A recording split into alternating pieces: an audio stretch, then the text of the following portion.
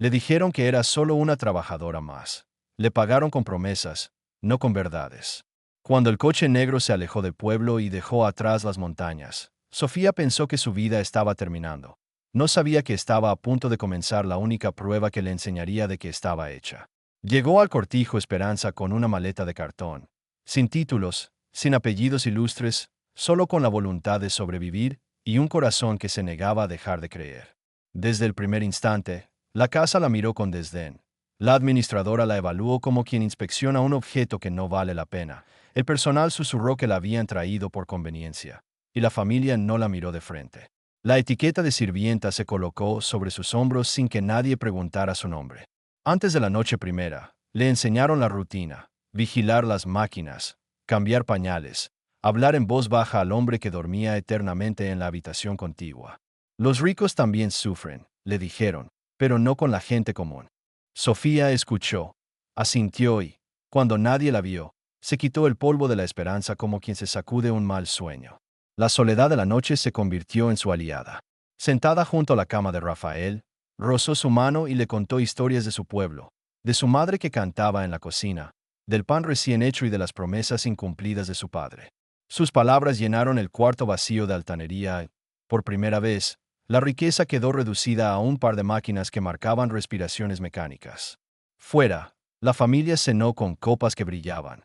Dentro, una joven sin apellido cuidaba al hombre cuya fortuna llenaba periódicos. Y la vida, curiosamente, empezó a mover fichas. La administradora miró con recelo. El médico anotó reacciones sutiles, y alguien del pueblo susurró que nada era tan simple como parecía.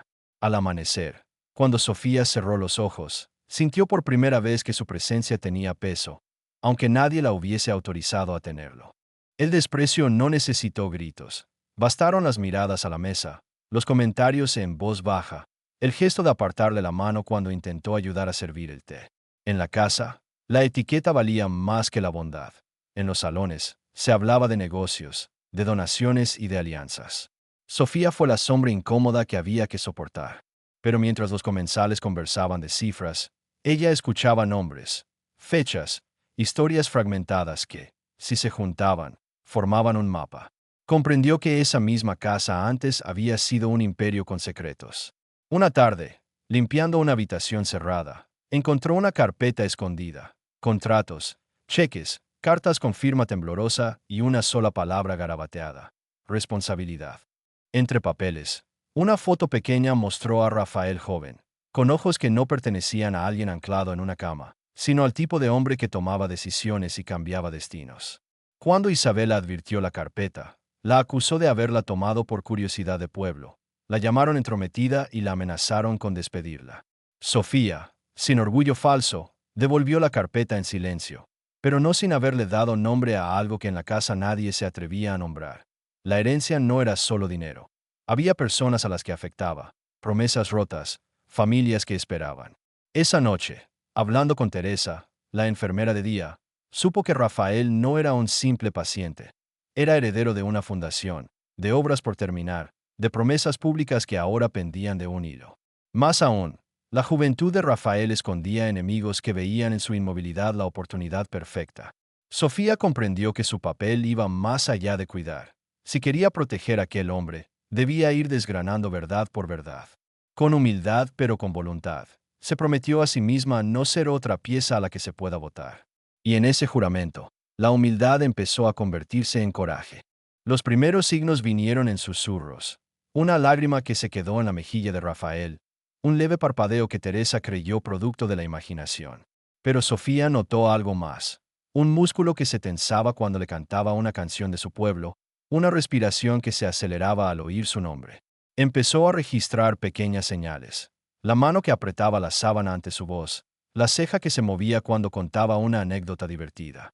Sin pruebas médicas robustas, nadie quería creer. Era optimismo de la servidumbre. Entonces Sofía empezó a hablar con decisión, a reclamar cuidados específicos, a contradecir a los que ignoraban la posibilidad de recuperación. La casa se dividió. Algunos la despreciaron por atreverse a opinar. Otros, como Teresa, la defendieron en voz baja.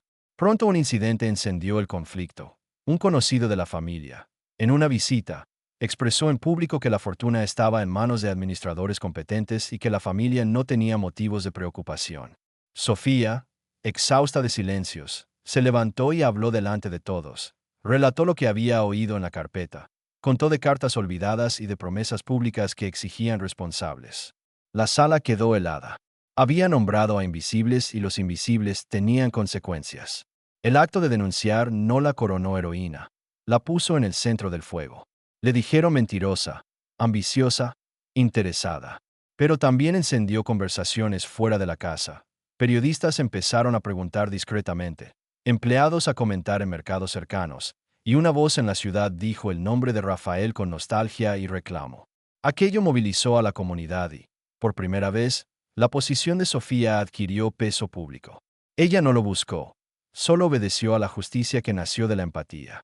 Mientras tanto, en la habitación contigua, alguien empezaba a reaccionar ante su nombre. Un suspiro más fuerte, una mano que se movió con intención. Lo que en la casa se trató de castigar, fuera se convirtió en una pequeña llama de verdad. La difusión fue accidental. Un periodista local, siguiendo rumores, llegó al cortijo con la intención de un reportaje sobre la filantropía familiar. En su grabación, sin buscarlo, captó la voz de Sofía reclamando documentos. El video se filtró y llegó a redes. Las reacciones fueron mixtas. Había quien defendía a la familia, quien criticaba la exposición, y quienes pedían que se hiciera justicia. En la casa, la presión aumentó. Los directivos de la fundación llamaron enojados. La administradora exigió silencio y la familia evaluó daños. Al mismo tiempo, la presión externa vino con aliados inesperados. Organizaciones sociales que reconocieron en la historia patrones de abuso de poder y abogados que vieron causa para investigar. La diferencia entre perder y ganar se volvió una cuestión de visibilidad. Sofía, que nunca ambicionó fama, se encontró en la necesidad de ser la voz de quienes no tenían eco. En ese clima, un hecho inédito sucedió. Durante una conferencia de prensa improvisada por un gestor de la fundación, las cámaras captaron un movimiento claro en la cara de Rafael. Al principio, nadie lo notó. Luego el video fue reproducido en bucle. El país pequeño que seguía la historia empezó a mirar con otros ojos. Médicos consultados públicamente hablaron de probabilidades, de recursos y de la necesidad de transparencia. Para la familia, la presión era ya insoportable. Y para Sofía, el salto fue personal. Dejó de ser la muchacha que cuida y pasó a ser la mujer que puede cambiar el curso de las cosas. Sus valores, humildad, constancia, resiliencia, se transformaron en un arma de verdad. La casa que antes la despreciaba comenzó a medir la repercusión de cada decisión. Callar ya no era posible. El proceso fue duro. Investigaciones administrativas, audiencias, réplicas en los medios. La familia intentó desviar la atención con donaciones rápidas y comunicados bien redactados, pero la verdad tenía más resistencia. Abogados que antes se sentaban en los salones lujosos tuvieron que responder preguntas incómodas bajo la luz de cámaras. Y mientras los papeles oficiales rodaban, algo más profundo sucedía. Las voces de empleados y comunidades afectadas empezaron a contar historias de negligencias, de proyectos inconclusos, de promesas que no habían llegado. La solidaridad se amplificó y una red de gente común exigió responsabilidad. En paralelo, en la intimidad de la habitación, Rafael, convaleciente pero cada vez más presente, abría los ojos a la verdad sobre su propia vida. Le escucharon verdades de negocios, de decisiones que habían roto destinos, y sobre todo, escuchó el nombre de la joven que lo había traído de regreso.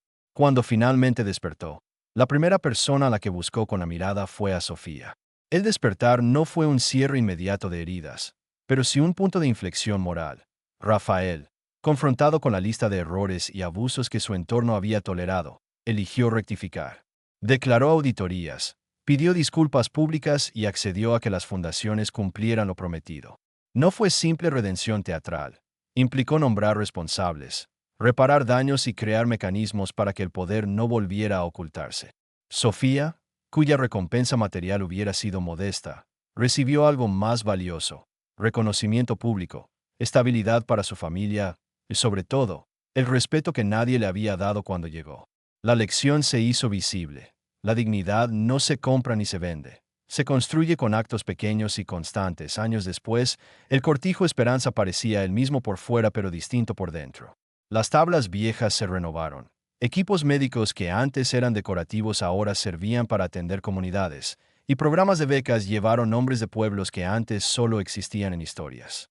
Rafael, convertido en la cara pública de la reparación, usó su posición para crear un consejo con voces diversas: empleados, vecinos, beneficiarios. Sofía, que había sido la chispa inicial, lideró proyectos educativos para jóvenes que no tenían oportunidades y creó una fundación con su nombre que no buscaba titulares sino resultados. Su vida cambió sin perder la esencia. Siguió siendo humilde, pero ahora su humildad tenía plataforma. Aquellos que la subestimaron aprendieron a mirar de frente a la humanidad. El cierre no fue un final feliz sin fisuras. Hubo errores, resistencias, críticas que recordaron que la justicia es un trabajo diario. Pero la narrativa cambió.